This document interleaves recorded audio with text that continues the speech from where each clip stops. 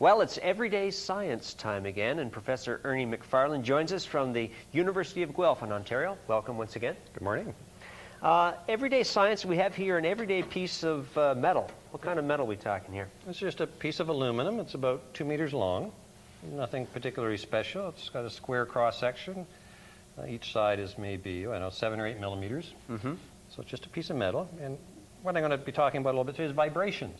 Vibrations. And how to make vibrations. When you and I are talking, we're making our vocal cords vibrate. Right. That sets up vibrations in the air. So certainly for sound and hearing, vibrations are really important. You're going to make this thing vibrate? I'm going to make this vibrate, but in a way that people might find surprising. I'm not going to grab the end of it and rock it back and forth. I have here just a dampened sponge. And Okay. Some people can do this with their bare fingers, but I prefer a slightly dampened sponge.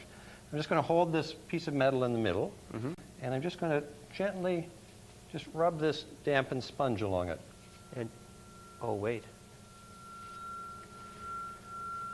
Yeah.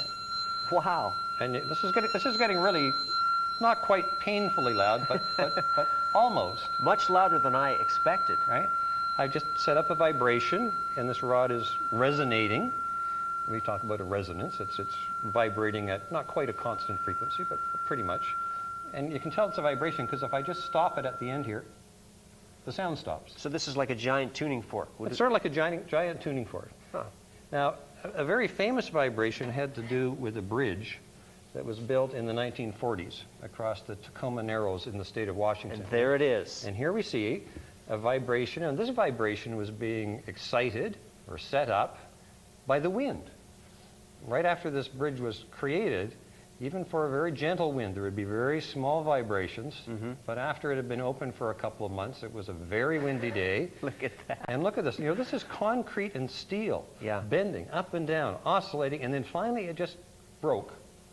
No one, fortunately, was killed, although a car that had a dog still in it fell into the water. It was sad that the dog died, but the person managed to escape by walking along the bridge. So there was a very dramatic example of resonance and vibration, and my little rod here wasn't quite as dramatic as the bridge, but this is something that people can try at home if you've got a piece of metal. Make it and sing you again. just make it sing like that. Go ahead. Oh, make it sing again. Okay, sure. Play your... This is similar to what people do with wine glasses, where they rub their Yes. finger across the top So of a wine glass, and depending on the amount of wine or water in the glass, you can get different frequencies, and people can actually play songs like that. But here I'm just going to play a single note song.